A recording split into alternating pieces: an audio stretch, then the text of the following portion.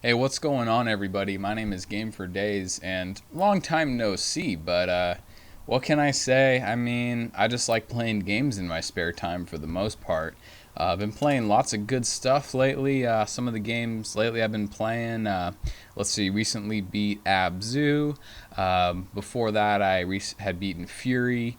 That PlayStation Plus game, that was a fantastic game. Abzu was fantastic. I'm currently playing through No Man's Sky. Pretty damn good game. I'm enjoying that. It's exactly what I thought it would be. Let's see. I've been playing a little bit of the Titanfall 2, tech test. That's a solid game, decently fun. Let's see anything else. Of course, Rocket League. I play Rocket League all the time. So that's what I've been up to, doing lots of good gaming. What can I say? That's just how I'm a gamer. I like to spend my free time gaming. Definitely can't say the same about a lot of other types of, so-called gaming fans in this community. Xbots. Ooh, excuse me. I had something in my, throat there. But on to some of the news here.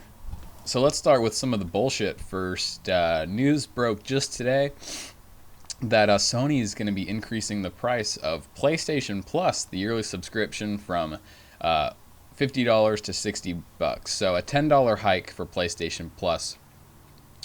Let's give my thoughts on this. So I wasn't too happy when I saw this news, and it's not for the fact that I'm going to be out $10 a year. I don't really care about that type of money. It's really nothing. That's like 80 something cents a month. The dollar value is irrelevant to me. It makes no difference whatsoever. And Also, I've never even paid full price for PlayStation Plus before. I've always found a deal. I'd wager that the vast majority of people listening to this right now have never even paid full price for PlayStation Plus, just because of the fact that we're informed gamers. We're in touch with the industry. We're in touch with trends and when sales are going on, things like that. So even though I never have paid full price for PlayStation Plus, it's just kind of a worrisome thing that Sony is doing this. Like I said, it's not about the $10. It's about the principle. It's about the motive behind it. It's about, okay, so you're raising the price $10. Fine, but as PlayStation fans, you have to question it. You have to raise an eyebrow and you have to say, why? What are we getting for this extra $10? What are you adding to the service? Any new features? Any new benefits? Is it being improved? So you have to ask these things. You can't just blindly be led on and say $10. Okay, great. I won't get a coffee one day a month because it's nothing. You have to ask, because if you just blindly accept it, then it's going to be $10. The next thing you know, $10 more or $5 more, and you'll just be a vicious cycle of accepting whatever it is they throw at you. And we're all PlayStation fans. We love PlayStation. So, it's a two-way street. I love PlayStation. I give Sony a lot of fucking money.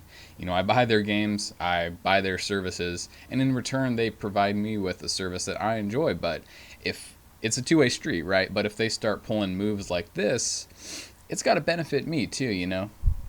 People like me, people like you are the people who put them in this position to where they can say they want to increase the price and increase the price on us. It's you and I who put them in this position. So it's up to you and I to fucking keep them in check and ask questions. What is this money going to? We want Sony to remain the best. We want PlayStation to remain the best.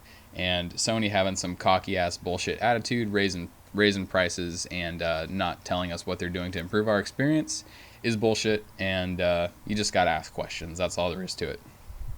Next interesting piece of news is the PS4 Slim. I'm sure, as you all by now know, has leaked and is all but confirmed at this point. We'll be finding out for sure on September 7th at the PlayStation meeting, but we have pictures.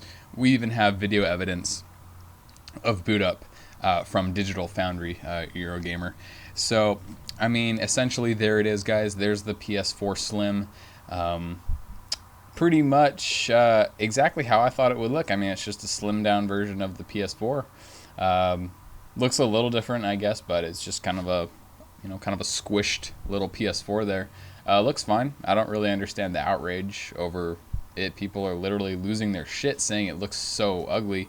I mean, it looks like a smaller PS4 with rounded edges. I don't really understand like the outrage over the way it looks, but hey, whatever. I mean, I think it looks fine, but I think the PS4 regular looks a little better. But whatever. I think the Slim looks fine too.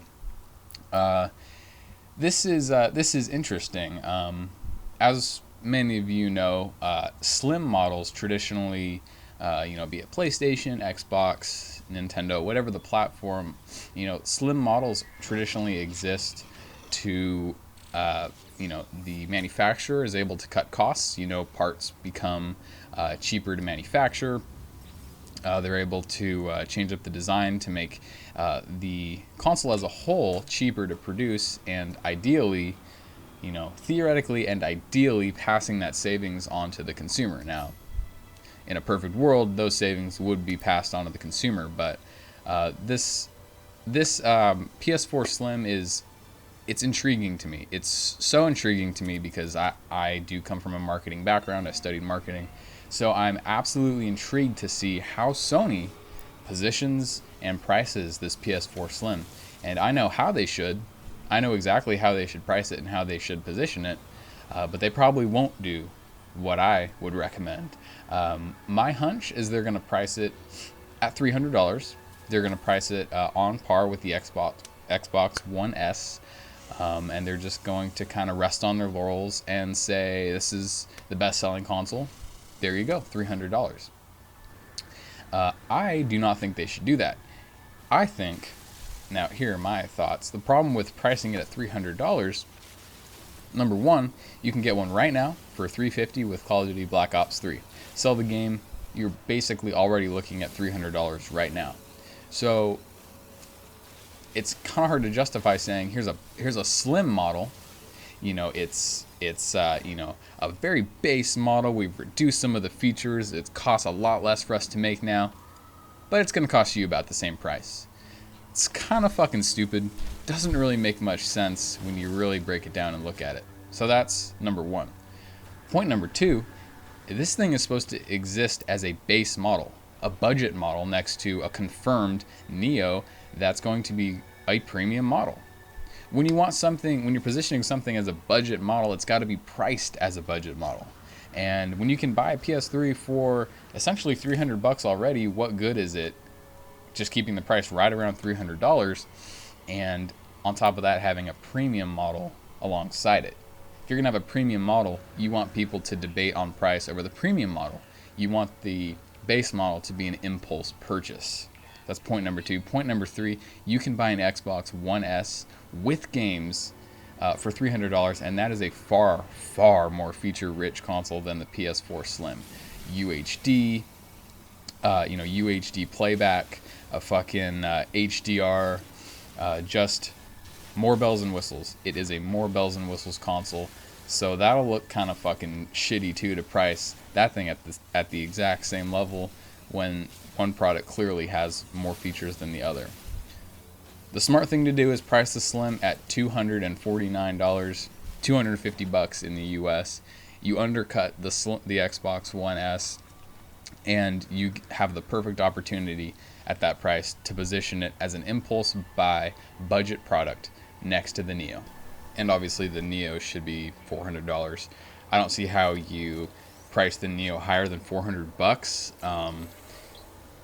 That wouldn't make much sense to me either. I mean, yes, this is supposed to be a premium product, but the PS4 is 3 years old at this point, and the premium price in 2013 was $400. So I don't see why the premium price in 2016 should be any more than $400. Besides, I would hope Sony's smart enough to realize at this point that the $400 price tag is what put them in this position in the first place. I mean, it does not take a rocket scientist to really kind of piece that together and figure out that $400 is the sweet spot for a new console. So those are my thoughts on the two most recent pieces of news for PlayStation. The PlayStation meeting is coming up on September 7th, so I am very excited for that. There's a lot riding on this for Sony, and I think PlayStation fans will be, very, very tuned in to this meeting to see what the future of PlayStation is. So I may even do another video about that separately before that actually happens. So hope you guys enjoyed, and catch you next time.